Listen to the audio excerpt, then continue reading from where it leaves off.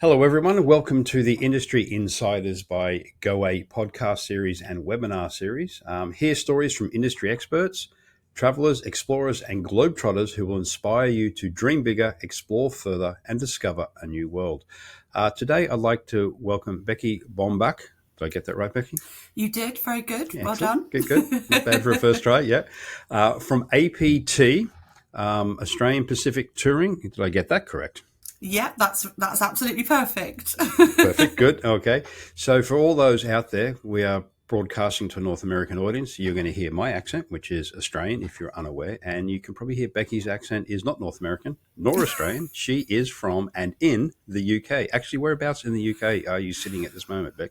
I am, yeah. I'm in the UK. I'm actually from a little town just outside of Bristol, which is in the southwest of the United Kingdom. So it's quite close to all the lovely beaches and the Okay. Bristol Channel. So yeah, it's a lovely part of the world.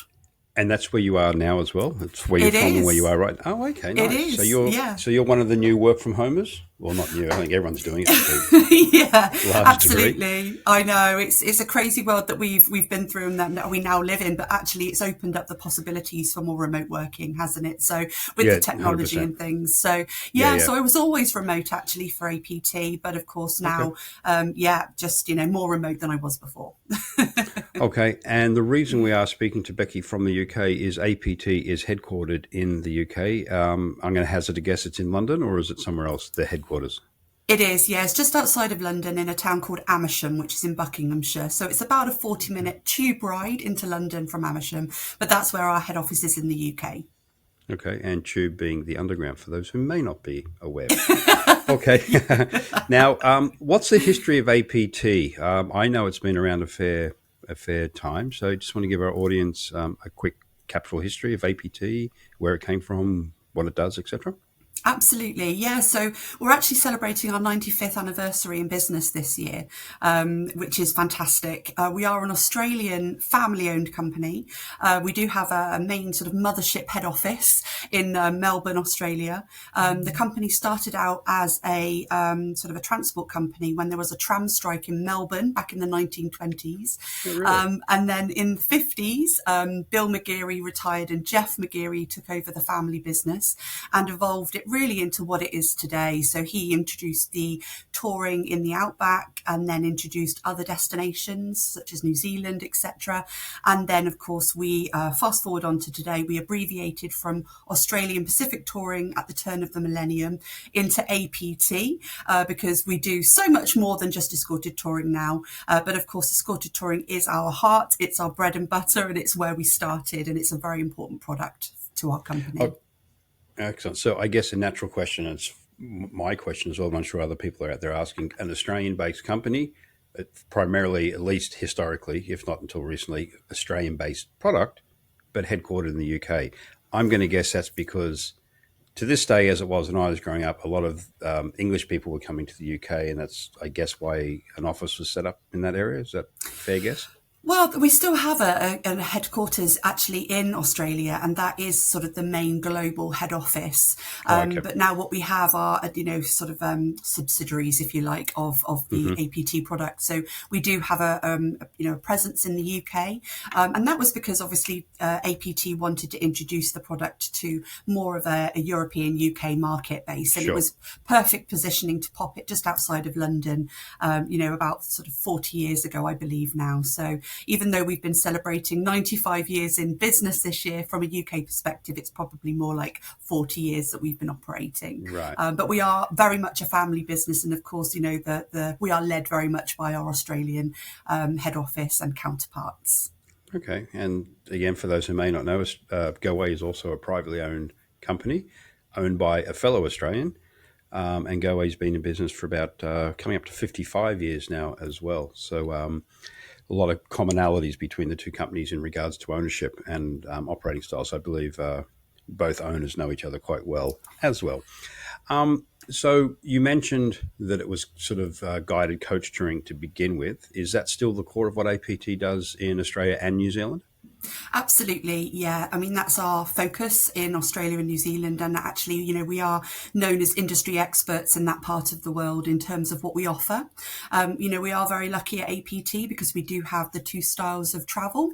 So we have got a product that can suit lots of different demographics and budgets that people may have. We are very lucky where we have the more luxury 5-star product. And then, of course, we have our premium 4-star product as well, running side by side, doing sort of similar itineraries, but of course the inclusions are slightly different. But escorted touring certainly is at the heart of everything that we do in Australia and New Zealand. Okay, so escorted touring, for clarification, that is obviously, well, escorted. So you have a tour guide with the group and a driver, You bus driver. do. You do. And what size are the coaches? So the coaches normally take up to about 52 to 55 people. It depends on the tour that the customers travelling on as to what the group size will be. So our luxury tours range between 40 to 48.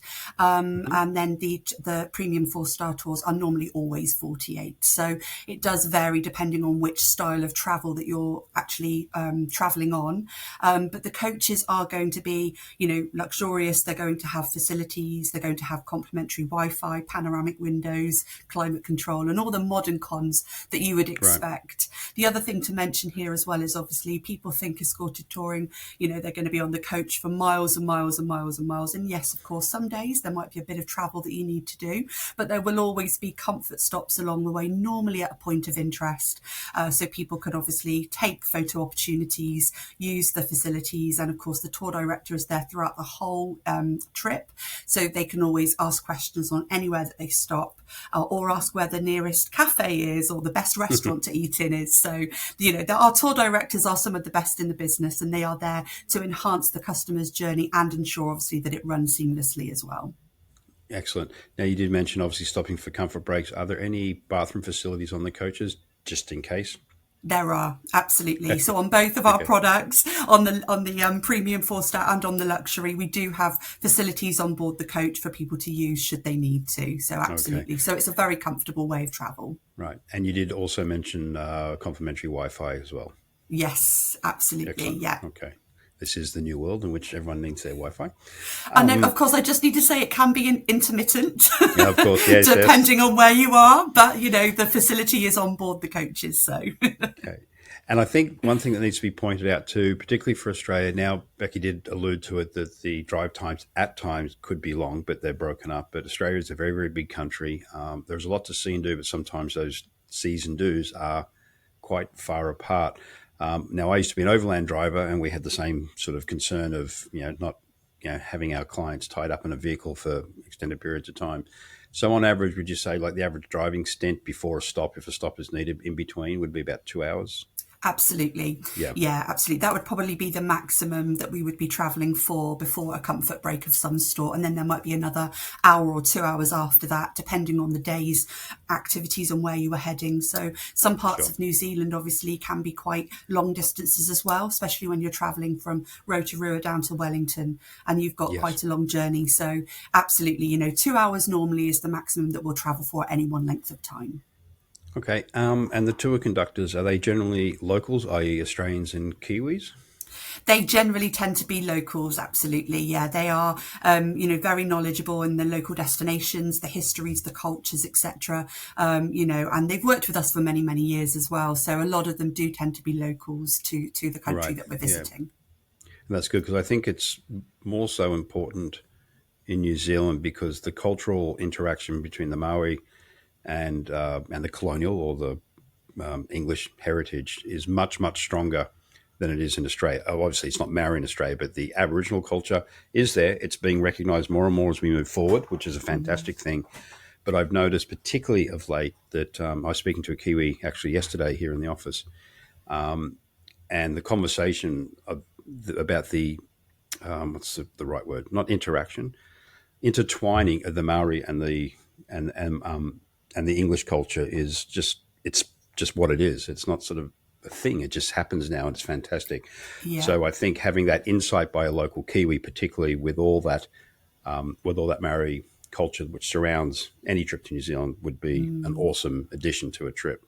Absolutely. And of course, some of the inclusions that we have on our itineraries include things such as, visits to, the Maori meeting house, to see the Maori war carvings and the war canoe, etc. They get to experience a hangi feast and all these kind of wonderful, Maori traditions. So it is really about immersing yourself in the destination. And of course, if you have any further questions, the tour director is always going to know pretty much the answer to every single question that you might have. So Exactly. Now I need to. I might put you on the spot here because you may know this or you may not include it in your trips. But the person I was speaking to yesterday actually was the gentleman who runs the All Blacks experience in New Zealand. I can't remember where it was. I think it's just outside of Auckland or in Auckland. Auckland, Is it? Okay, there you go. yes. So you do know about it, which is good. So for those who don't know what the All Blacks are the New Zealand rugby team, and rugby in New Zealand, to a lesser degree in Australia, is like hockey is to Canadians, like the NFL is to Americans, or the NBA is to North Americans as well. It's very, very important. But when he was discussing it with me, he was, again, this is my point of the cultural interaction. It's more of a cultural journey taught through rugby, and apparently it's very, very popular and it's doing very, very well. So is that something that would be on one of your trips in around Auckland, New Zealand?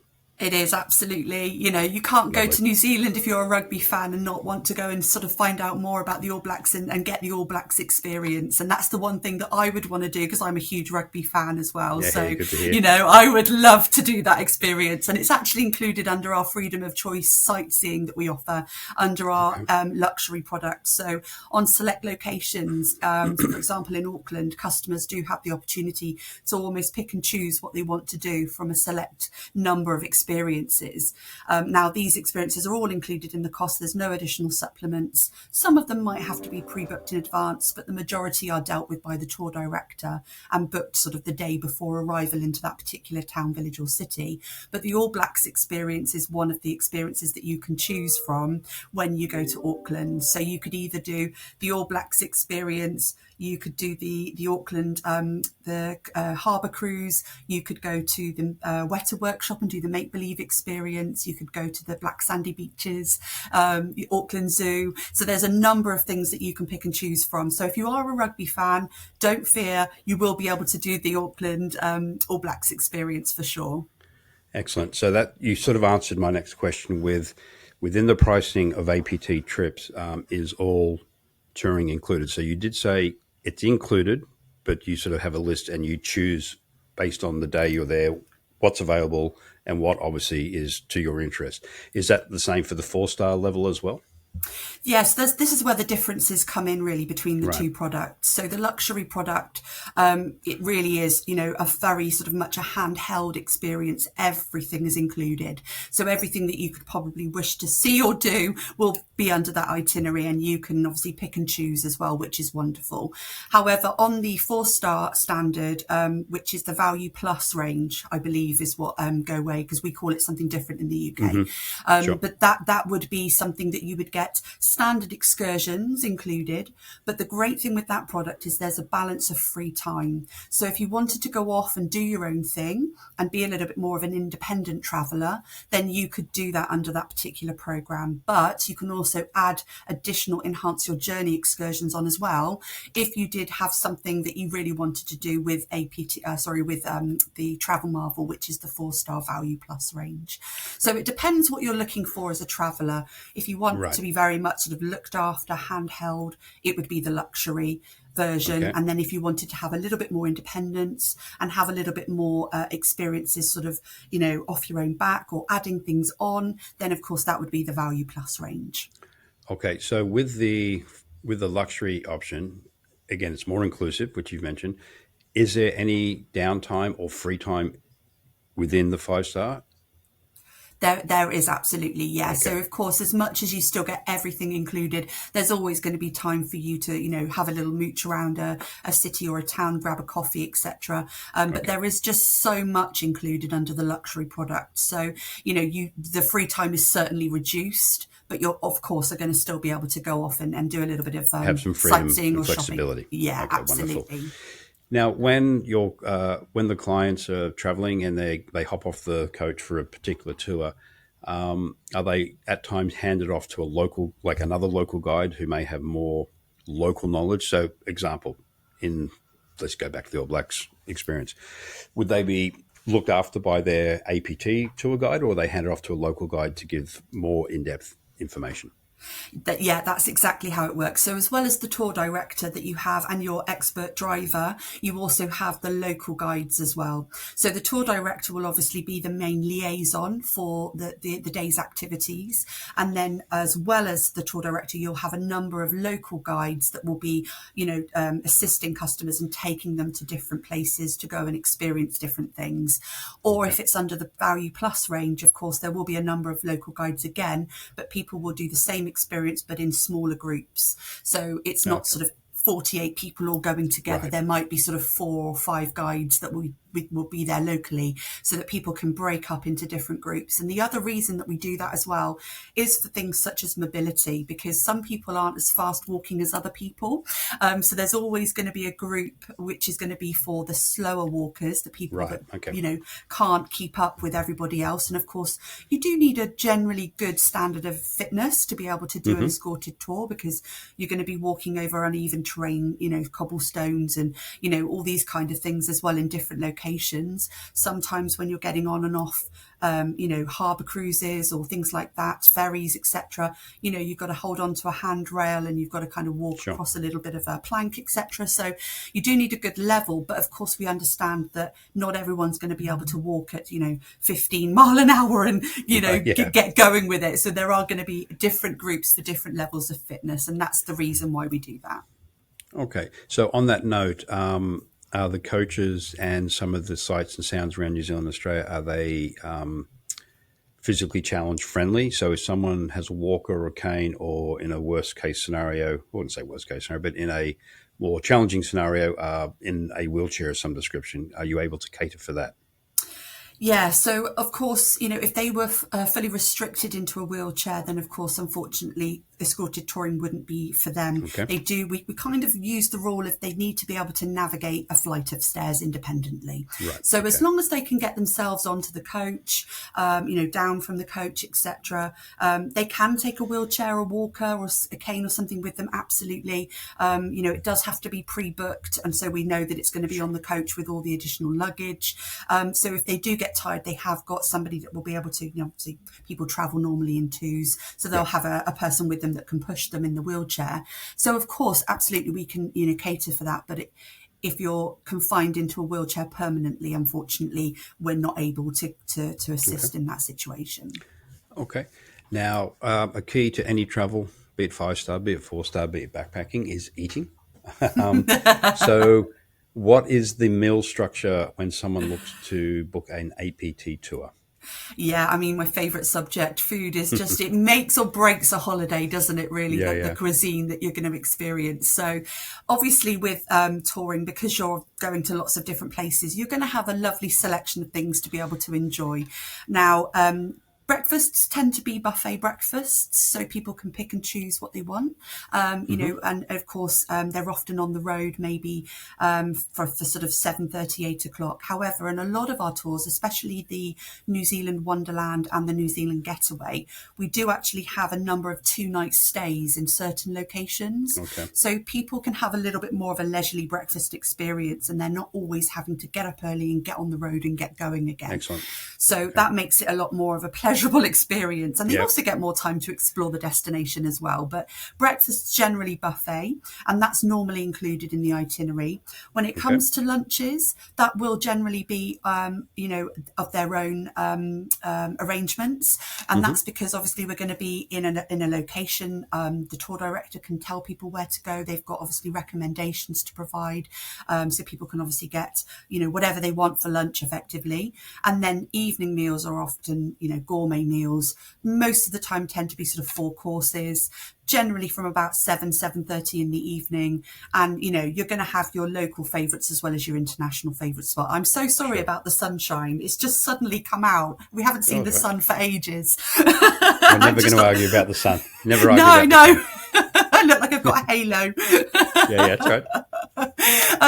So when it comes to the food, it is about giving the customers those wonderful experiences. So, for example, the hangi feast that we do, with the Maoris, and then of course the meals in the hotels as well. And with APT specifically, they're going to be staying in 5-star luxury hotels. So you are looking at more of a fine dining experience. Whereas with Travel Marvel, they're in those premium brands, the brands that we all kind of know and love, Copthorne, Sedema, Pebbles, etc. So they're obviously still going to be a full course gourmet evening meal quality, but rather than fine dining.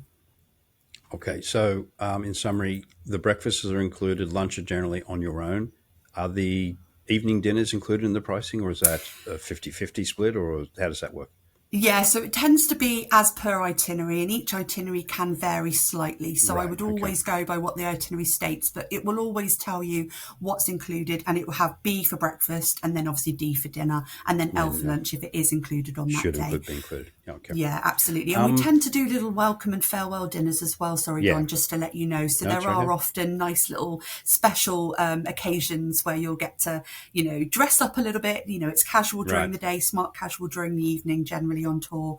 But of course, those evenings where you have a welcome or a farewell dinner, people just like to get a little bit more dressed up for. And it's a bit more of a sure. special experience. Yeah, of course. Yeah, it sounds very similar in structure to when I was overlanding. The only difference was that for meals we cook ourselves. We buy local produce and cook ourselves. But the same concept. So again, it's very very similar. You have the tour guide, which was myself, and we'd often offload on tours to the local guides because he or she knew much more about the region than we ever did. Drive times are the same. I think your vehicles were much nicer than what I was driving at the time.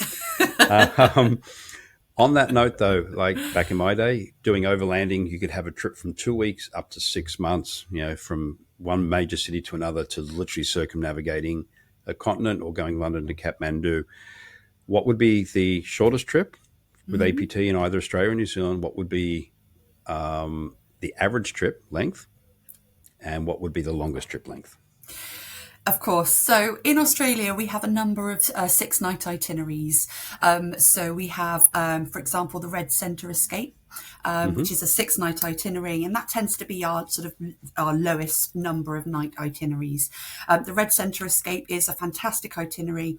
It's the people that really want to focus on that incredible part of Australia. They want Yeah, to see Uluru, they want to see Alice Springs, they want to do the Kings Canyon, they want yep, to see the Field of Light installation by Uluru, they want to see the Flying Doctor service base and sit in an aircraft like the first Flying Doctor and play with the radios and all those wonderful things. So tends to start off about 6 nights, and we have a few of them in okay, Australia that are about 6 nights. When it comes to New Zealand, again, we do have some 7-night itineraries, 8-night itineraries, and that's where it either focuses on either the North or the South Island, but not both. So if somebody wanted to just do the North Island, for example, then of course we have an itinerary that can suit. The most popular itineraries do tend to be the 15 days, okay, sort of 15 to sort of 16 days in length. And these tend to include, either the whole of the west coast of Australia, incorporating some of the Kimberley up by Darwin, yeah, okay, or you've got the North and South Island in New Zealand as well. So that of tends course. to be a really popular one, and that's a good length of time for people when they're travelling to Australasia, especially from from such a distance away, Yes, because obviously it's a long journey to get there. So they really want a good sort of 2 weeks worth of sightseeing there. However, saying that, of course, we do have longer itineraries as well that go all the way up to 20 days on tour. okay, So we have an Essence of New Zealand tour that starts in the South Island and moves up to the north, and that right. takes 20 days. So we have a variety of tours available. Okay, so yeah, that's it's worth pointing out just from a time point of view from North America. If you're looking at Australia and or New Zealand, and they can obviously be easily be combined, 2 weeks really is the minimum you want to give yourself because anything short on that, as Becky alludes to, it's such a long way to get to that by the time you're there, you're sort of getting over your I wouldn't say jet lag, but just it's a long flight. It's time to come home. So 2 weeks is recommended. 3 weeks is great. 4 weeks is ideal if anyone out there has it. And as Becky says, we have itineraries with our coach touring with APT that will cover all of the aforementioned length of time. You did mention, which I found, I guess, a little bit surprising, that West Coast Australia is a popular itinerary. A lot of people naturally they hit the big sites, Sydney, Barrier Reef in the Yeah. centre, Victoria, of course, for the winery, plus a whole lot of other things. Tassie shouldn't be forgotten. But you mentioned you No. actually brought up the west coast of Australia, which I found interesting. Yeah, so that's been quite surprising for us as well recently. Or you there? I was gonna say, Yeah, that's yeah, been keep quite going. surprising for us recently as well, Don. The west coast of Australia really has been quite a trendy place to visit, and lots of people have been requesting the west coast. So we've actually got two itineraries that we do, either going from Perth up to Darwin or Darwin back down to Perth, and they're two different Really? itineraries. Yeah, and I think what people love about the west coast is, of course, Perth is an amazing city to go and visit, but you've also got the Numbung National Park with the pinnacles. You've got Exmouth. You've obviously got parts of the Kimberley. You've got Monkey Mere with all the wildlife, etc. So there's a number of different things along that coastline that people really want to see. Now, from this is from a UK perspective. So just to give you a little bit of insight into what we do, is we don't really do much actually on the east coast of Australia, and that's because people just weren't booking from a UK perspective to go to Sydney and the Great Barrier Reef, and then down to Interesting. Alice Springs, etc. Yeah, and we were really surprised by that. So, we focused more on a sort of west coast experience, but of course, there is a huge amount of itineraries that we do. So from a UK perspective, we just focus on the west coast, which is why I've mentioned it, because obviously I'm a lot more up to scratch with that part of Australia than the other part, because The that's other the one that side. we sell predominantly.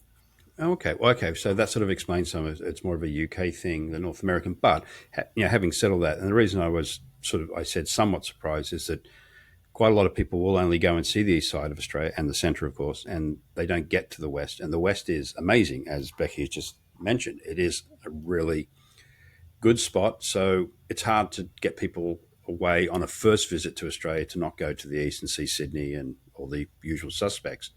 But for anyone out there who has clients heading back again, then the west coast of Australia or Western Australia is a really good option. And something to be considered too is flying from North America. You then would probably, or should, at least from the east coast, look at flying via Europe and then going directly into Perth. And that way you now look at stopovers in Dubai or Southeast Asia as well. Because if you come into Sydney, which of course you can, it is Becky, you have to help me out here. I haven't thought about it. It's like an 8 hour flight, 7 hour flight from Sydney to Perth. Is that right? Something along That's those right. lines? Yeah, it's a long way. Yeah, yeah. It's a So big country and absolutely, it's a long way, as we mentioned it's before. Yeah. yeah, definitely. So, and you're so right. A lot of people going to Australia for the first time will want to do those typical first time visits to Sydney, Melbourne, the Great Barrier Reef, the Gold Coast, Uluru, Yeah. Alice Springs, etc. But, if anybody is thinking about going back for the second time, there is so much along the West Coast. And of course, with APT, we also do the Kimberley region as well, which is a Which is spectacular stunning. region. Yeah. Absolutely. It's up there with the polar regions as being one of the last untouched Yeah. wildernesses on earth. It's pristine, it's absolutely beautiful, and we've got a 40-year history as a company of operating to that part of Australia.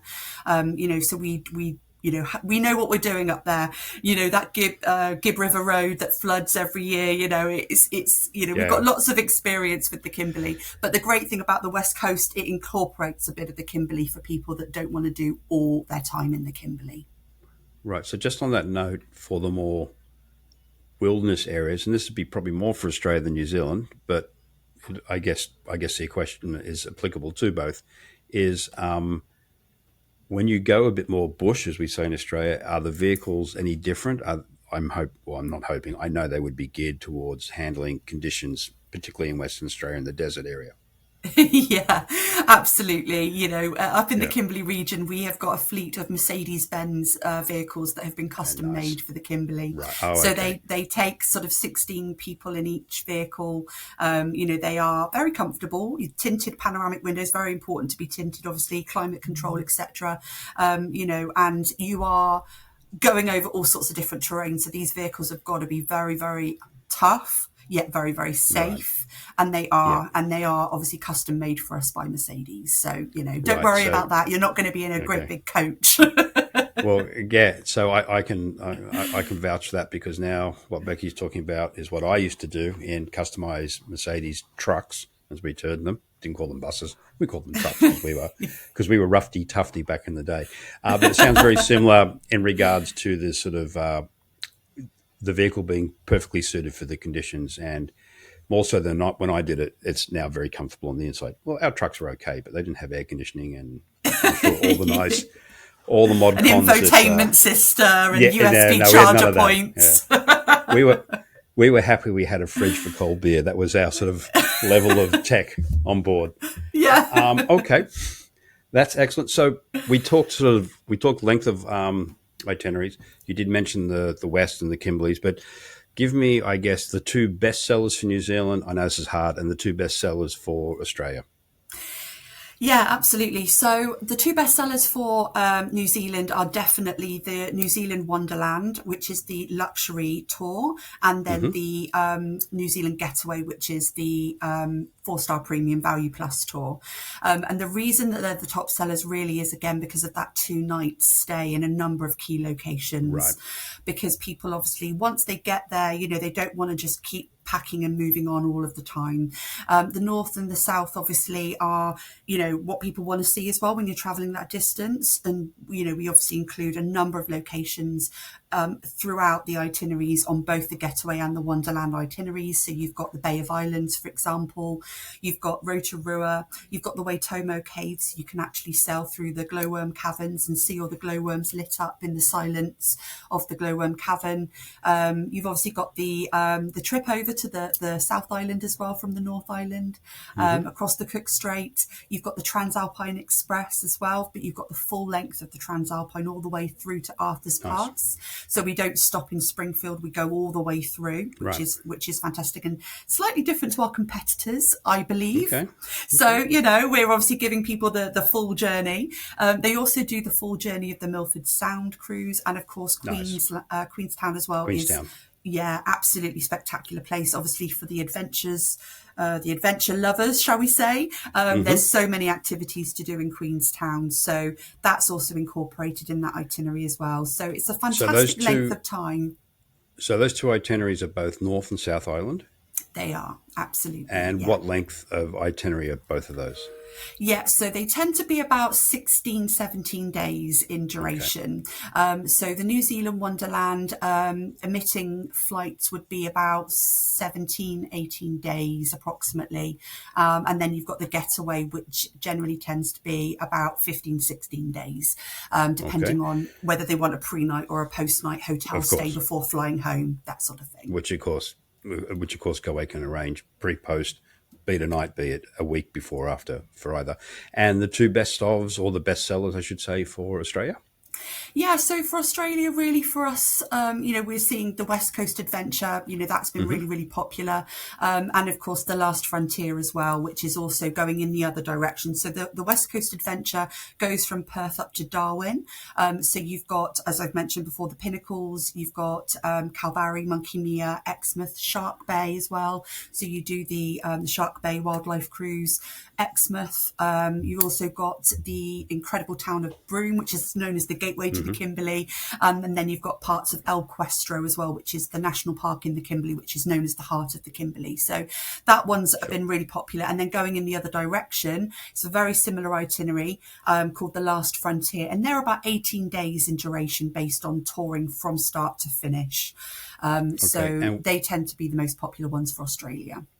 Okay, and what would be the itinerary to look at for the usual suspects, the Sydney Gold Coast Centre? What's the APT one that hits that one?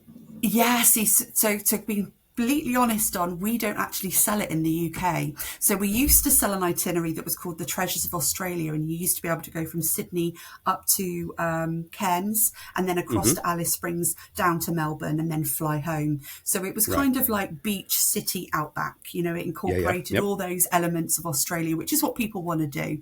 And we do still sell lots of those itineraries in Australia, but we just don't sell them in the UK. So I'm not particularly well versed on any of the itineraries, unfortunately, for that. So that's the one question I don't think I'm going to be able to answer today. That's right. Okay, so thank you for all that, Becky. So one of the reasons we're chatting today, Goway has worked with APT for many years, over the years, but lately we have an official agreement, official partnership now where Goway is representing APT here in North America. So I'll just bring up our little website here. So here we have APT by Goway. So it's everything we've just discussed with Becky, but for all our North American audience, that's who we're talking to today. We are now, for all intents and purposes, APT here in North America, or as Becky's APT in the UK. So this partnership, as I say, we have represented APT in the past, but it's more of a formal agreement now where we're taking over representation here in Canada and the US. So Becky, do you want to add to that statement of what's going on with this new partnership? Yeah, absolutely. So I think the best way to explain it really is obviously since COVID, the world changed quite a lot in certain aspects. And post-COVID, as a company, we decided to take a bit of a different approach in the market. What we kind of thought was it made perfect sense for us to have more of an exclusive partnership in place. And to be honest, there was no better choice for us than Goway, because obviously you guys are true Australia, New Zealand experts. Your knowledge, service, commitment, etc., to these incredible destinations. We just know that our products are in exceptionally good hands.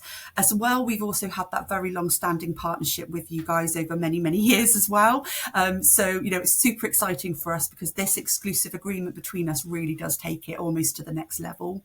So, it's very exciting times. And, if you want anything APT from a North American point of view, Goway is where you need to go, definitely. I couldn't have said it better myself, which is why I asked Becky to say it for me. So there you have it, everyone. So anything APT, and again, you can think APT, of course, but really you want to think from our travel profession out there, any escorted coach touring in Australia and New Zealand, for us will be APT priority. So if you have clients who like coach touring, want coach touring, or want group travel, it doesn't have to be, they want coach, just be like to travel with a group, then we have product obviously in all of New Zealand.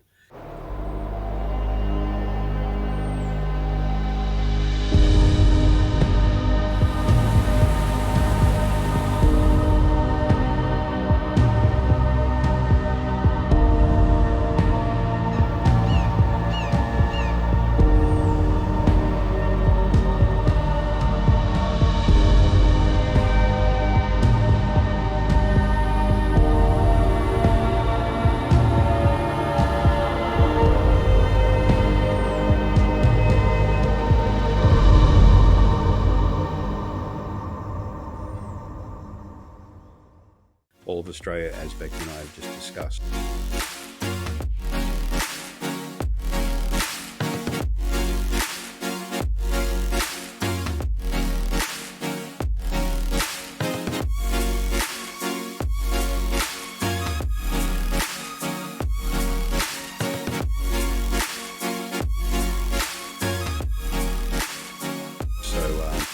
It's a wonderful company. It's awesome product.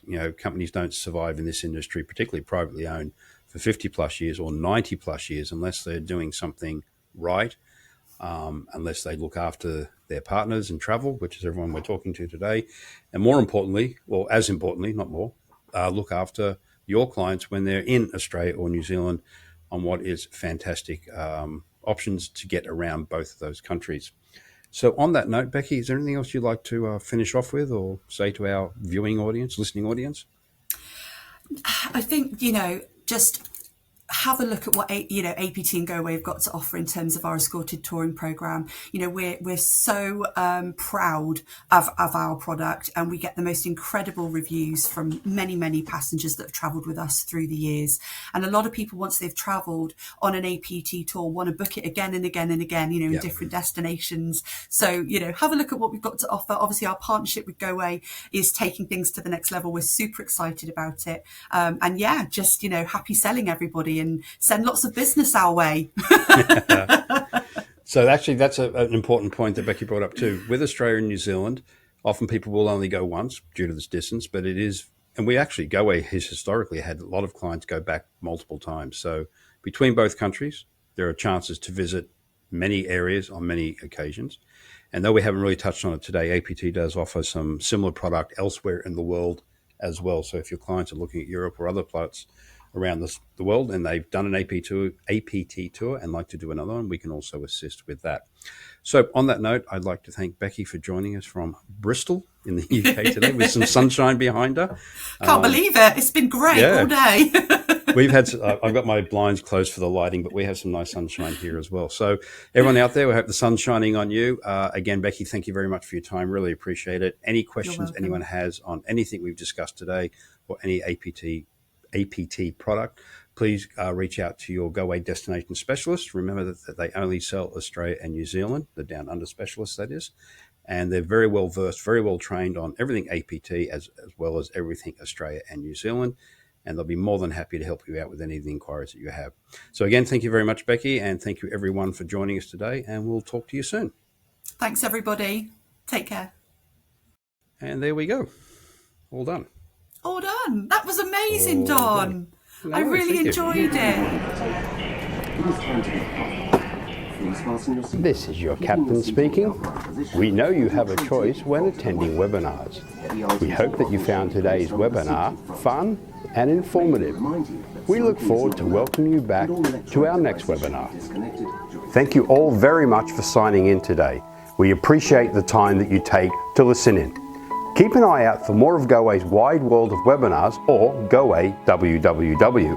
And as always, hit the like button, share the video, and of course subscribe and hit the alerts button to stay up to date on all the latest, updates. Goway can be found at all these favourite social media channels.